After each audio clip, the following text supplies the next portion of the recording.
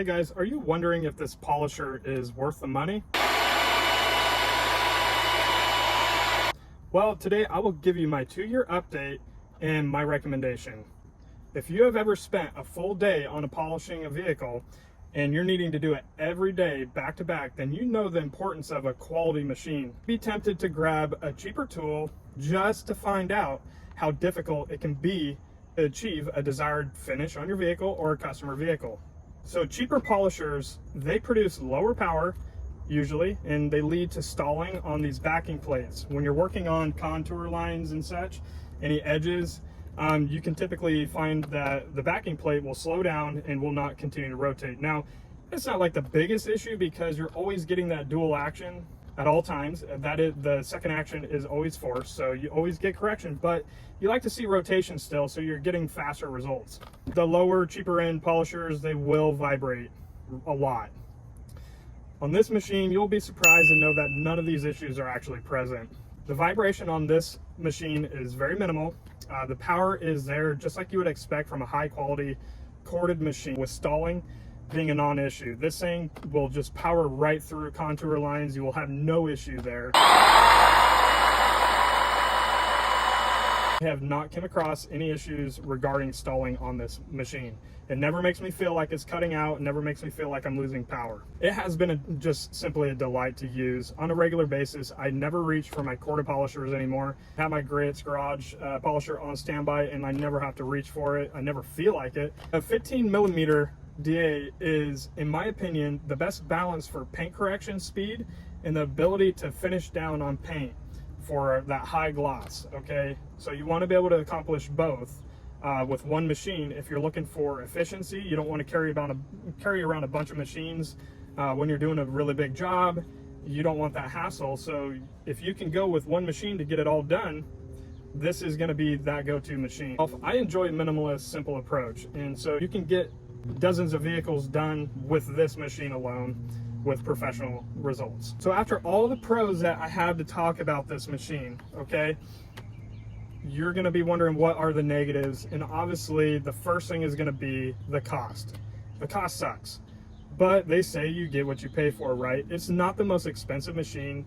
Rupes now has, or Rupes, however you say it, they have their new cordless machine out, and yes, it looks pretty sweet, but you're gonna really pay for that. Fortunately, cordless machines, they just are really expensive. It's an investment, but it, you know, again, you get what you pay for. The convenience of cordless machine is something you just have to experience for yourself to know the value behind it and if it's worth it to you.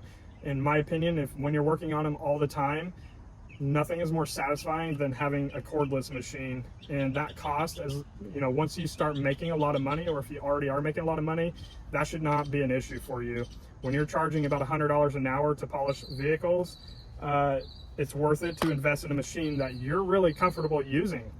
You want to be happy and comfortable with the machine that you're working with on a daily basis, so you can enjoy your work. The next con is going to be these batteries, okay? The batteries will need to be replaced. That will be an additional cost. Unlike a corded machine, you're not going to have that issue of needing to replace batteries. So with the big initial cost of the machine, you're also going to have to replace these eventually. And if you want more than the 2 that comes with it, you're going to pay a good amount of money. I think they're, you know, upwards of $100 per battery. And so that's something to consider when you're getting a cordless machine. They should last you at least a few years though. I have not had any problems with my batteries yet, but I know that it does happen.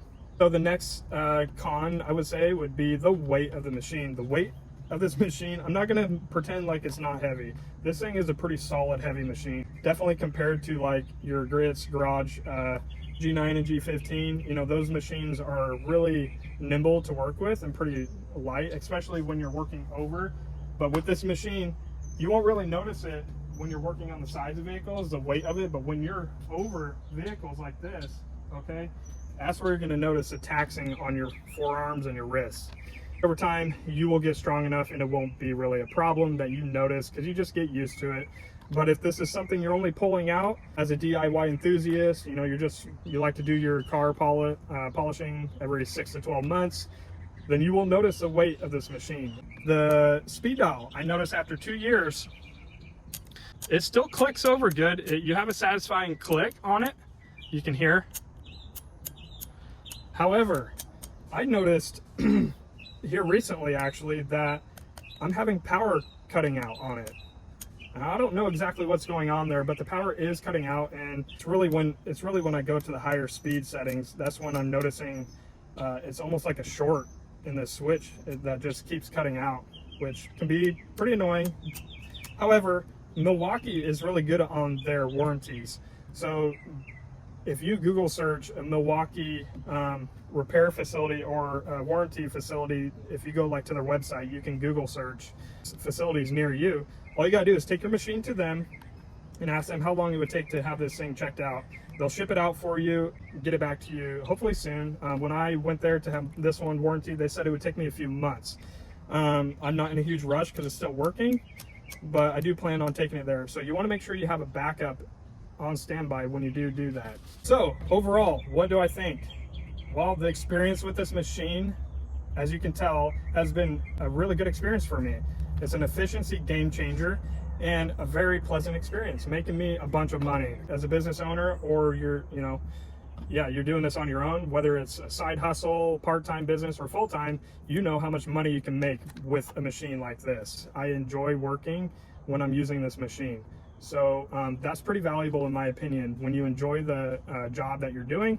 So anytime you can increase the satisfaction of your job, I recommend doing that. So you're working at your job for 8 hours a day or more sometimes, and you want to be able to enjoy what you're doing. So anytime you can increase that with the tools, I find that to be highly valuable. I highly recommend this machine, and I really do discourage you wasting more money on the higher end machines like the Rupe. It's simply not needed unless you just have that extra money and you just want to throw it away. Go ahead, try it, look into it, try it. But I can tell you right now, this machine right here will get the job done for you very effectively, and you will enjoy it. If you guys like this video, make sure you like and subscribe for me, and that way you can get more car detailing tips and product reviews, because I like to provide free information and education to you guys. And so the best thing you can do for me is support my channel and its growth. I am a small channel, but I'm trying to provide the most knowledge as possible for you guys at a free cost. So take care, enjoy your day. I hope you like this review. Let me know down in the comment section below if you have any questions, got any feedback, if there's something better or that you would like to see from my videos and my product reviews. Make sure you let me know.